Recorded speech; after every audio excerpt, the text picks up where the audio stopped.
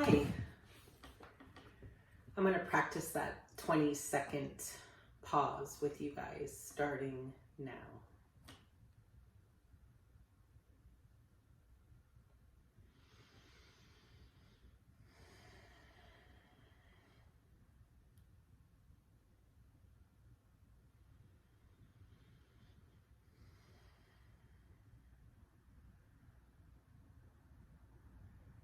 Okay, that was 20 seconds. It didn't seem as long as last time. If you're watching these videos in any kind of order, you know that I talked about 20 seconds to change our lives, 20 seconds to collect our thoughts, 20 seconds to make better decisions, 20 seconds to breathe. So I'm trying to practice that in real life too. It can get awkward, but I really find that it's amazingly helpful to stop and breathe before we react, before we even answer a text message that might irritate us or an email that might irritate us. If we just stop and breathe first, we make better decisions. I recently saw a meme that said, growth is when you text a whole paragraph, but before you send it, you erase it and just say, okay. How many of you have done that? Prepared to send a diatribe or a rant to someone, and at that last second you said, I don't want to do that. I'm just going to say, okay. I think it's super important for many reasons,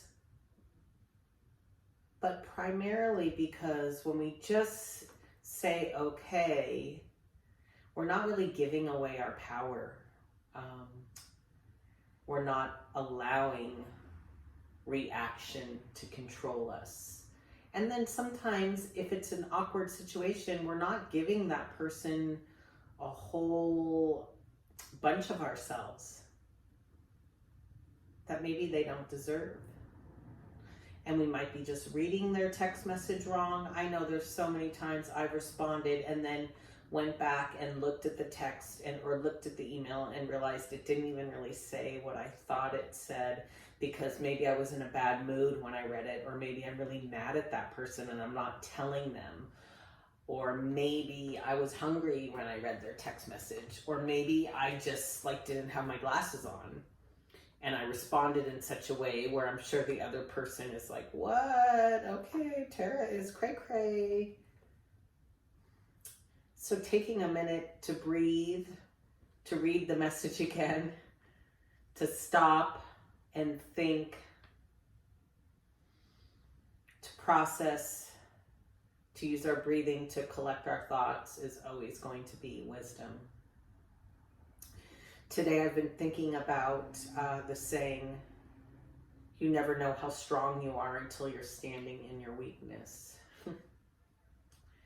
And I can say that is probably the sum total of my sobriety. Making my way through messes that I created, mostly I'd say 80% messes that I created on my own, 20% other people may have created, but I did allow them. So cleaning up these messes in sobriety puts me in a weak position constantly, and it gets uncomfortable, and I don't want to do it because sometimes it involves money, sometimes it involves apologies, sometimes it involves both, sometimes it's just cleaning up bad decisions or irresponsibility or procrastination, like parking tickets or something. I have paid an astronomical amount in parking tickets just because I didn't pay them when I should have. And I think previously I would have felt that, put myself in a victim position, like it's not my fault I got these parking tickets or the darn city or whatever, but come on. The fact of the matter is I could have contested them or paid them. So my point being here is that it requires financial reconciliation sometimes that isn't comfortable. We would rather spend our money on other things, or I would. And so paying parking tickets, returning money to people, paying back money, paying bills, paying late fees, just paying bills sometimes. Small things like that financially that we have to stay on top of in our recovery because they just don't go away. And in the long run, we're going to pay a lot less if we just don't procrastinate, or if we just pay our bills on time. Like, I understand if there's financial hardship, like that's one thing, but a lot of the time I don't think it's that with us. I think it's that the bills just sit on the table, and maybe we think that God is going to pay them, or my dog is going to pay them, or they'll just get paid.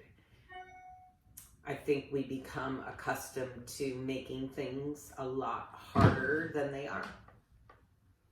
Maybe as a function of always thriving in feeling of despair, or thriving in chaos. I don't think it's just people in recovery or addicts or drug abusers or alcohol abusers that have that. I think it goes along with a lot of trauma or abuse, or just lack of life skills. And so when we are going back and cleaning up these things that we were either irresponsible about, or, whatever the case, tried to ignore, it puts us in a weakened position, and it makes things uncomfortable. And sometimes we have to admit to ourselves that we've been irresponsible and that it's no one else's fault. And so we have to have tools to deal with those things. How do I proceed knowing that I've been super irresponsible without beating myself up over it, without a diatribe in my mind about how bad I am, or without just ignoring it and allowing it to get worse? For me, it is taking definitive action to clear up the things that we need to clear up. And for me, it's praying a lot and moving, allowing God into that space for me, because really where I am weak, He is strong. And if I walk into those situations thinking that I can handle them all on my own, I'll probably be too scared and immobilized by fear. So for me, it's really about maintaining a healthy prayer life, inviting God into the mess, and using His power where I am weak.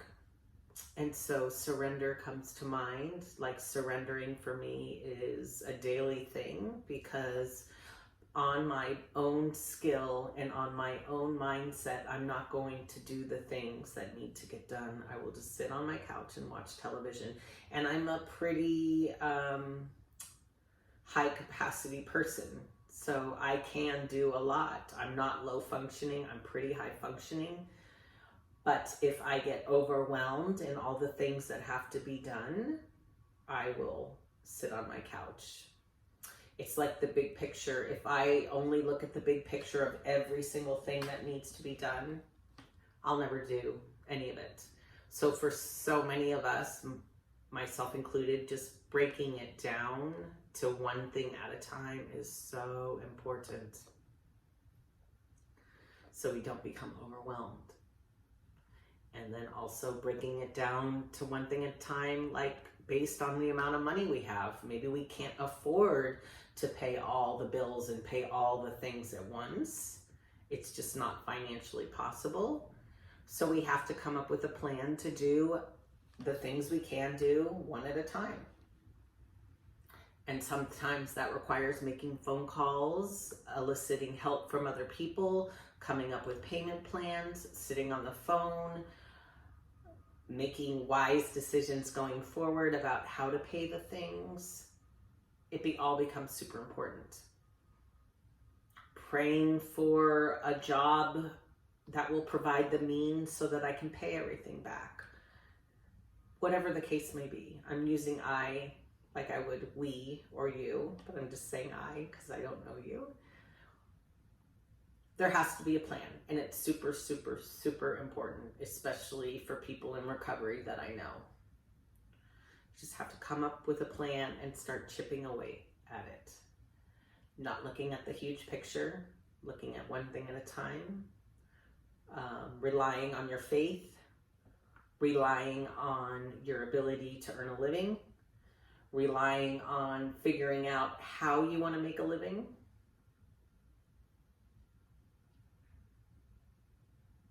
And relying on like responsibility and taking ownership of our actions. Changing who we are from maybe being irresponsible to responsible.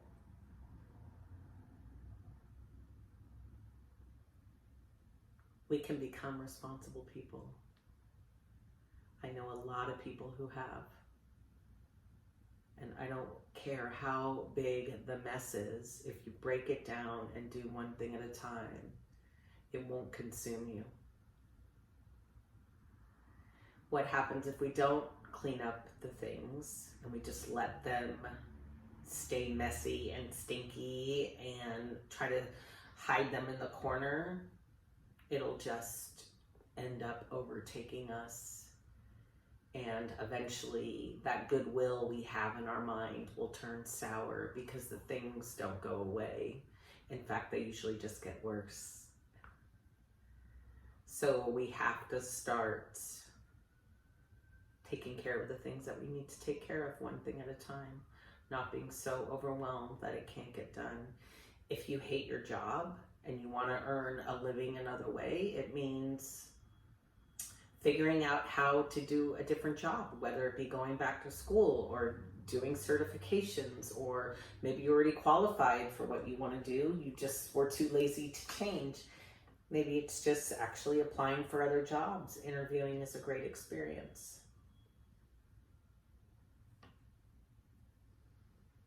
Doing one thing at a time.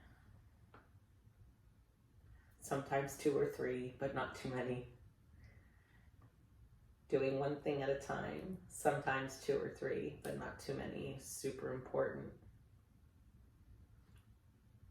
And for me, it all is contingent on my faith life and my relationship to God. I don't really subscribe to the notion that God is going to pay all my bills and everything's going to be fine because I'm a born-again Christian. That I'm never going to have a problem or a worry, that I'll never get a parking ticket again. That's just all silly. What my relationship with God and what God does for me is I get to use his power where I am weak.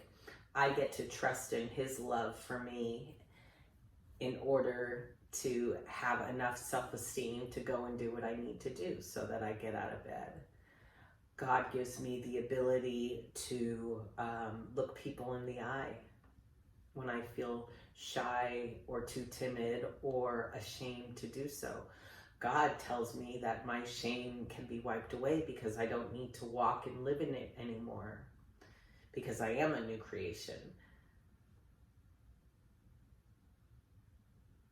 God doesn't allow me to sit in my mess, and he's not going to clean up messes that I am not willing to participate with. He's not going to clean up the mess that I am not willing to partner with him in order to overcome. You know, some people have different feelings or different ideas about their faith or how God works in their life, and that's fine. But in my case, I've always believed that it's a partnership, and when I've tried to hide and ignore things, in fact, I feel like God's voice gets louder in my head, the Holy Spirit telling me, get up and do the things you need to do. I'm here to help you. We're going to do it together.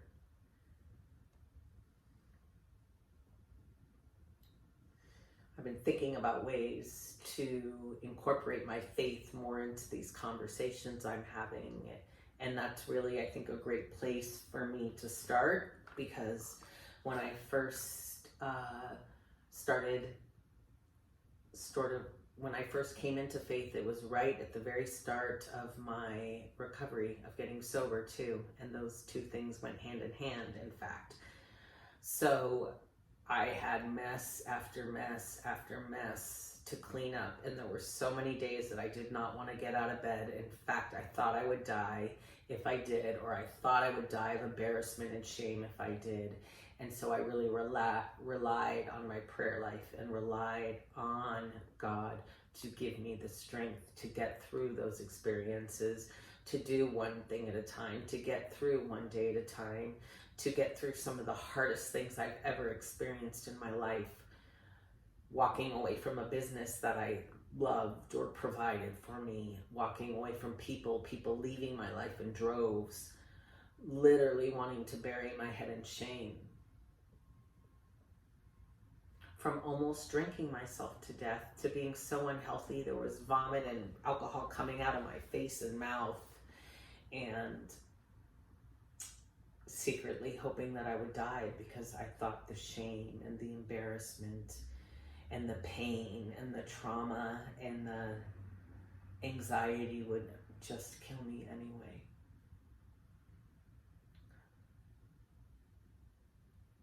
What I found in my faith was a God who loved me regardless. Was a God who still loves me, and is a God that loves me even when I'm not cleaning up my mess. But my faith tells me, my relationship with him tells me that cleaning up my messes is the right thing to do. Because I can't live a healthy life if I'm surrounded by stuff that needs to be taken care of that I'm ignoring. And here's the deal. At the end of the day, sobriety is supposed to be about being free. Freedom, my freedom, your freedom, being free, not being a slave. And so if we're not cleaning up all the messes we have to clean up, then we're still slaves to our irresponsibility. We're still slaves to wrong thinking. We're still slaves to shame. And for me, if we're not free in our sobriety, in our recovery, in our lives, in our healing, then what do we have anyway? I didn't stop drinking to continue to be a slave. So obviously this message can apply to everybody, because we all have things we need to do, and everybody's a little bit irresponsible in some regards, I guess. I don't know. I only know about myself, really.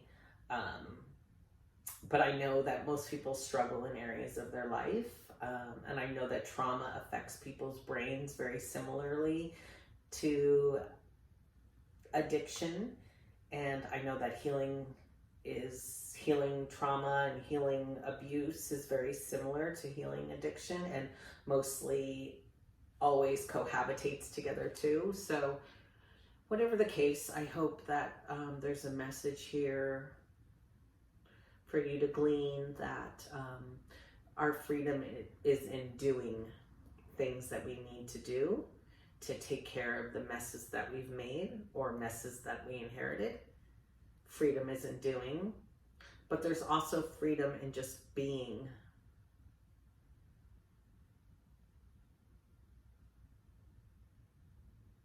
Clearing up all the space in our head that we worry about all the things we need to do allows us to just be more authentically ourselves and help others and be free.